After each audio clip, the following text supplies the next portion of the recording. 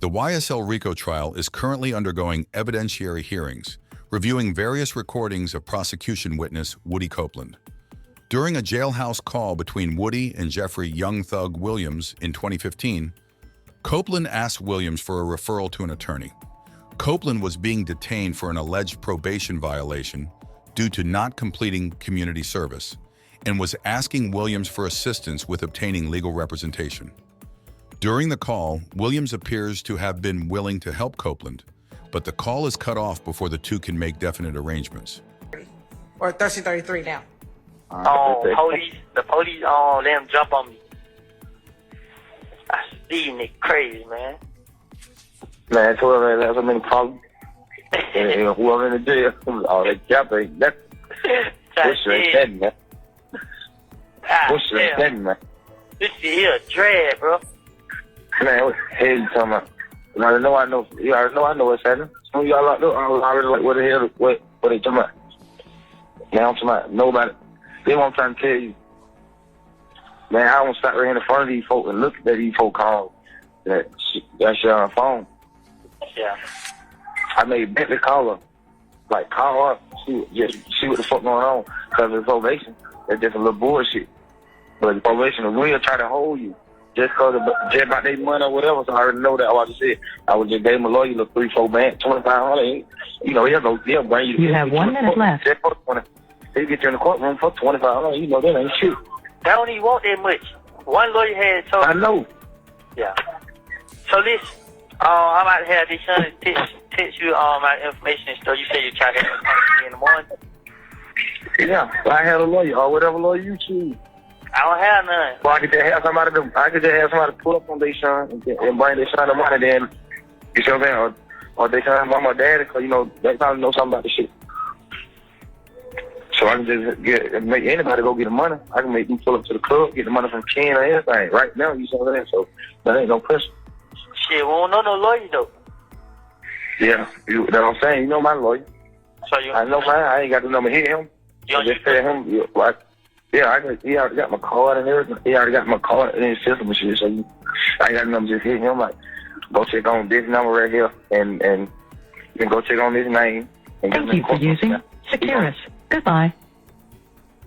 I did not hear Brian or Mr. Steele's name at all. Mr. Steele, I can't say I've heard it either. Do you have a time reference you can point me to again? I'll listen to it again. Very 15:12 is what I'm being told. Okay, let's play about right at 15 minutes, please. Hello. This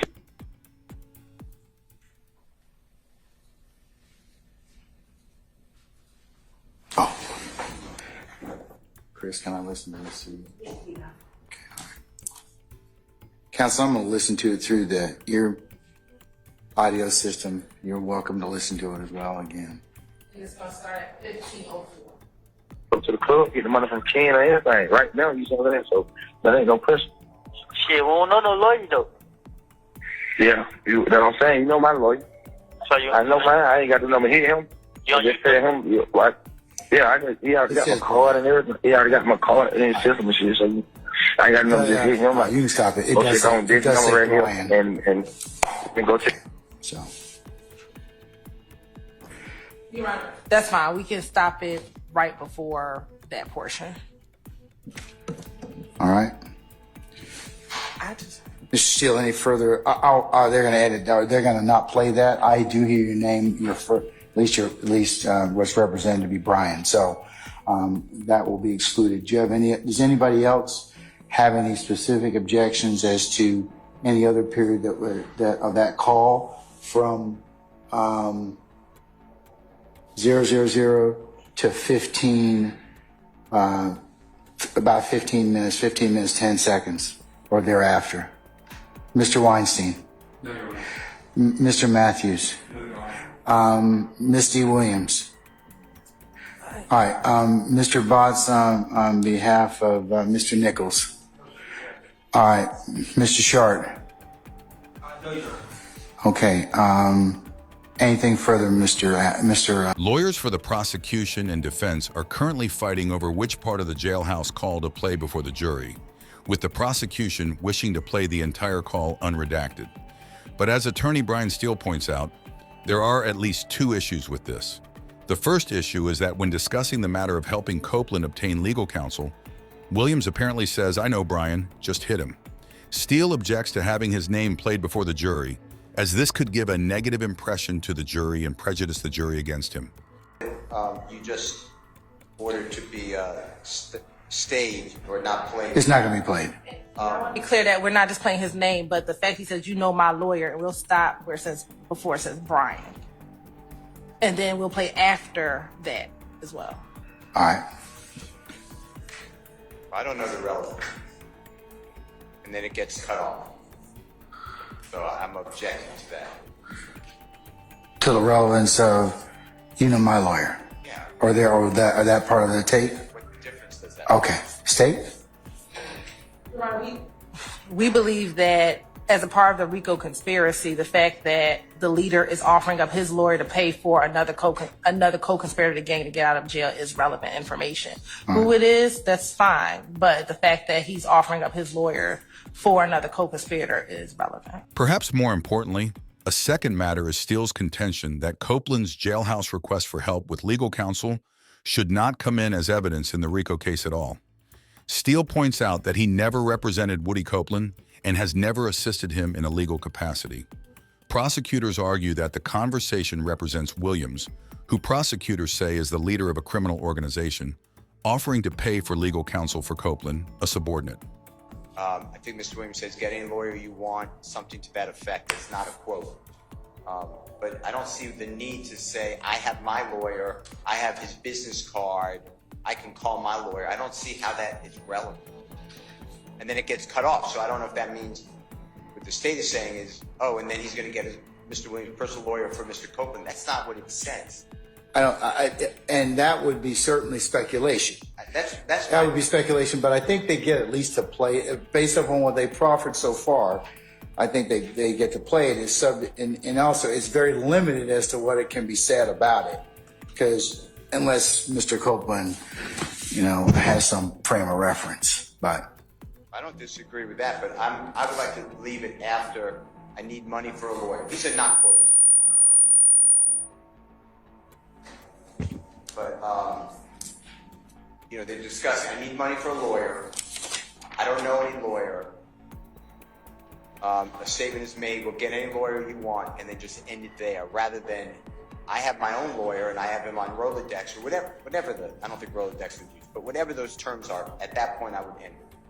That's my request to the court. I also object. let me see if the state has any Your Honor, further issues to that. Your Honor, relevant evidence is any evidence that tends to prove an issue. We believe that the fact that the leader of the gang is offering up his lawyer to his co-conspirator is relevant for this jury to determine whether or not there is a RICO gang conspiracy. And so we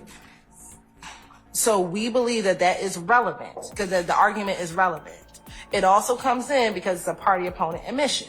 This is the defendant Williams telling Mr. Copeland that I will provide. He said, specifically what Mr. Copeland says is, "I don't know any lawyers." And he said, "You can call my lawyer," is what he actually says. So I think reading it in context, he's saying, okay, you don't know any, but I'll provide mine, or you can potentially use mine. Whether or not he used him or not, that is a question that can be asked. The conversation prompted Steele to lament that offering to help someone with legal counsel for a community service probation violation can now be considered part of a RICO conspiracy. This is a very bad point in our community if we are now going to say offering to get someone a lawyer is part of a RICO conspiracy.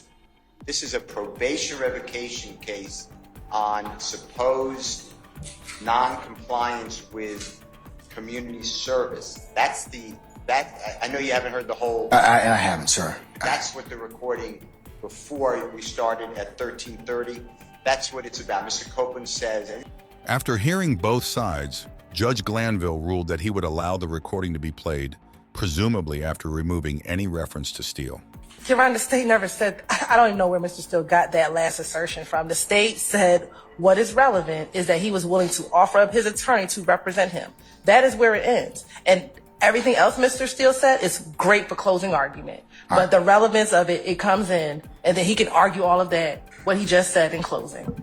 It's relevant. It's more probative than prejudicial under 403, and I'm going to go ahead and I'll allow it. I'll give you a continuing objection, Mr. Steele, in that respect.